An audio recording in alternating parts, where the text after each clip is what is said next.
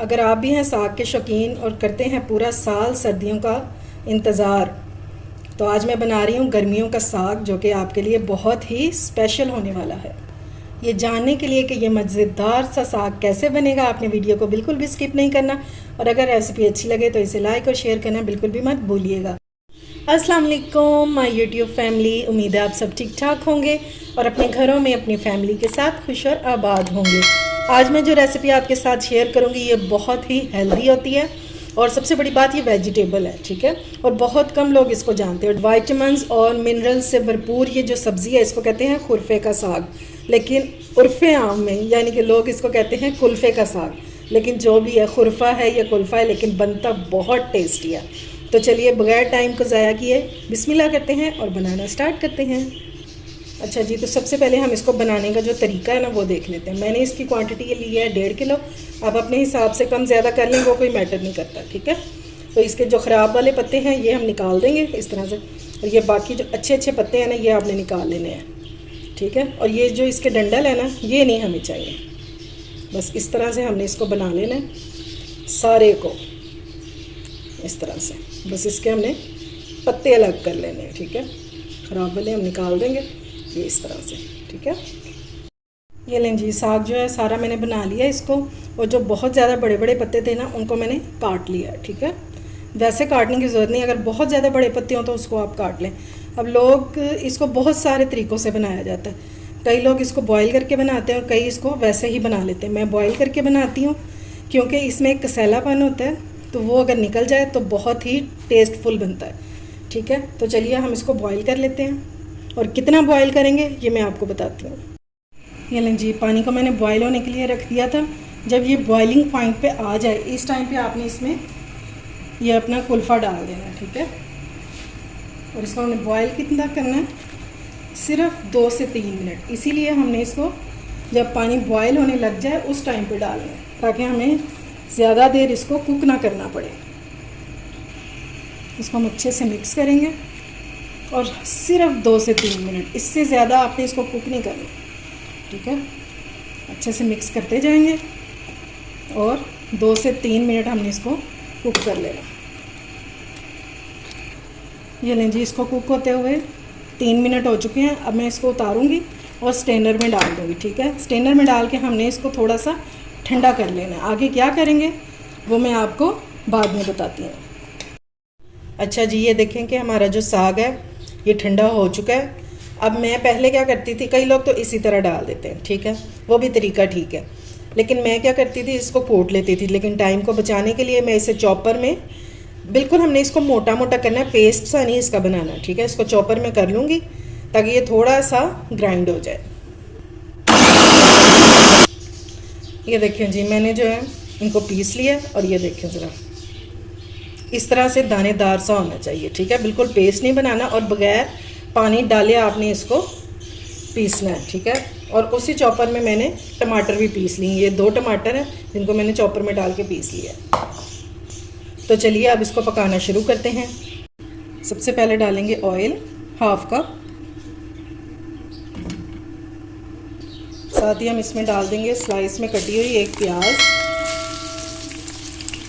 इसका मसाला जो है ना, जितना आप टेस्टी बनाएंगे, जितना आप उसको भूनेंगे, उतना ही मज़ेदार ये साग बनेगा। प्याज को हमने थोड़ा सा गोल्डन ब्राउन कर लेना, डार्क ब्राउन की तरफ बिल्कुल भी नहीं लेके जाना, ठीक है। ये लें जी, प्याज हमारा गोल्डन सा हो गया है। बस इससे ज़्यादा आपने कलर नहीं इसको देना, ठीक है। ये परफेक्ट कलर है किसी भी हंडिया के लिए। अब इसमें डालेंगे अदरक लहसुन का पेस्ट, जो मैंने लिया है 1 टेबल स्पून।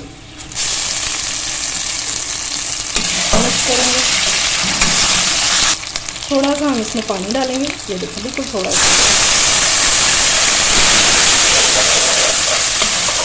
अब हम इसमें डालेंगे टमाटर, जिनका हमने पेस्ट बना के रखा था।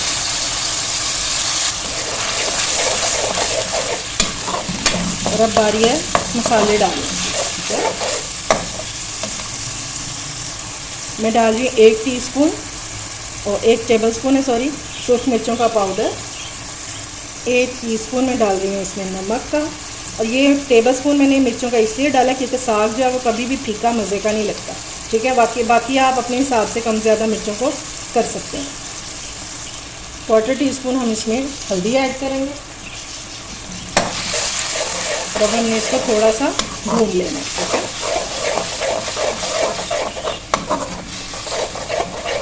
बाकी के मसाले हम तब डालेंगे इसमें जब ये मसाला जो है हमारा ऑयल छोड़ना शुरू कर देगा।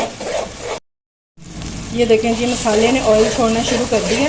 अब हम इसमें बाकी के मसाले ऐड करेंगे, लेकिन उससे पहले अगर आप लोगों ने अभी तक मेरे चैनल को सब्सक्राइब नहीं किया तो फ़ौरन से जाएं और सब्सक्राइब करें और साथ लगे बेल आइकन को भी प्रेस किया करें ताकि मेरी आने वाली हर वीडियो आपको टाइम से मिल सके, जो कि बिल्कुल फ्री में है।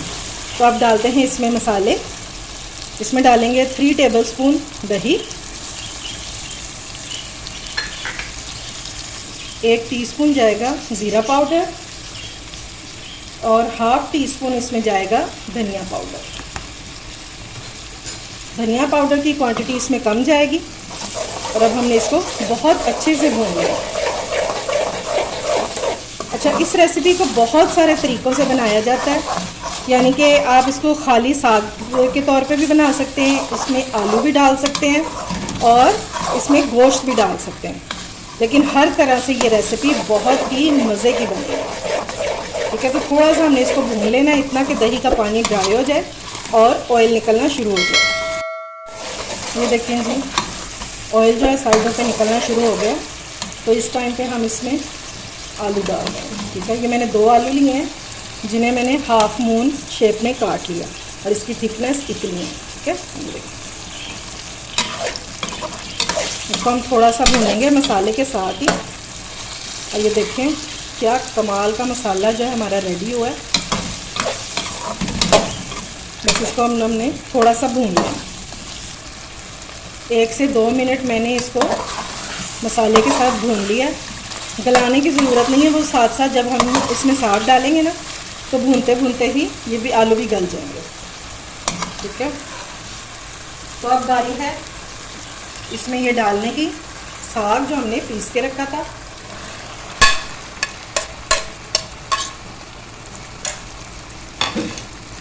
इसको भी अच्छे से मिक्स करेंगे हम। और इसमें कोई भी पानी वगैरह आपको डालने की ज़रूरत नहीं है, आपने बस इसको कवर करके लो फ्लेम पे रख देना, तो इंशाल्लाह ये बहुत अच्छा सा कुक हो जाएगा, ठीक है। ये नहीं जी, ये अच्छे से मिक्स हो गया। अब हम क्या करेंगे, इसमें पानी वगैरह आपने बिल्कुल भी नहीं डालना, ठीक है। इसको हम कवर करेंगे और बिल्कुल लो फ्लेम करके आपने इसको भुनने देना है। उसी भुनाई में अभी इसने हल्का हल्का सा पानी भी छोड़ देना, ठीक है, लेकिन अब फ्लेम आपकी लो होनी चाहिए। तो उसी पानी में जो ये साग हमारा अभी पानी छोड़ेगा तो उसमें ये आलू भी गल जाएंगे, ठीक है। पानी डालने की बिल्कुल ज़रूरत नहीं है, वरना बहुत ज़्यादा इसमें पानी हो जाएगा। अब हमने इसको कवर कर देना है तकरीबन 10 से 15 मिनट के लिए। ये देखें जी, आलू जो हैं ये भी हमारे गल गए हैं, आपको मैं चेक करवाती हूँ। और फिर भी अभी इसमें थोड़ा सा पानी है, ये देखें, ठीक है। आलू हमारे अच्छे से गल गए हैं। अब ये जो थोड़ा सा पानी रह गया ना, इसको हमने ड्राई कर लेना भूनते भूनते। अब कवर करने की बिल्कुल भी ज़रूरत नहीं है, ठीक है। अब मैंने बिल्कुल भी इसमें पानी नहीं डाला, इसको हमने इतना भूनना है कि इसका ये जो ऑयल है ना ये साइडों पे निकलना शुरू हो जाए, ठीक है। जितनी अच्छी भुनाई करेंगे उतना मज़े का इसका टेस्ट होगा। इसको एटलीस्ट इस मौसम में एक बार तो लाजमी आप ट्राई कीजिएगा। लोग समझते हैं कि ये गर्म होता है, लेकिन इसकी तासीर जो है वो बहुत ठंडी होती है। ये मैदा जिगर के लिए बहुत अच्छा होता है। ये नहीं जी, इसको भूनते हुए मुझे 5 से 6 मिनट हो चुके हैं और देखें इसने ऑयल छोड़ना शुरू कर दिया, पानी इसका बिल्कुल ड्राई हो गया है। तो अब हम इसमें डाल देंगे सब्ज़ मिर्चें, और ये बिल्कुल ऑप्शनल है। आज मैं ढूंढ के लेके आई हूँ ये तीखी वाली मिर्चें अगर कड़वी ना हो तो मिर्च खाने का फ़ायदा। ये लें जी, ये मज़ेदार सा हमारा कुल्फ़े का साग हो चुका है रेडी। ये लें जी, माशाल्लाह से हमारा साग हो चुका है रेडी, जिसे मैंने बनाया है आलू के साथ। इसको आप एक बार लाजमी ट्राई कीजिएगा और फिर मुझे अपना फ़ीडबैक दीजिएगा कि आपको ये रेसिपी कैसी लगी है। उम्मीद है आपको आज की रेसिपी पसंद आई होगी। अगर अच्छी लगे तो फ्रेंड्स एंड फैमिली में शेयर किया करें और मेरे चैनल को सब्सक्राइब भी किया करें। अपना और अपने प्यारों का ख्याल रखें, मुझे दुआओं में याद रखें। अल्लाह हाफिज़।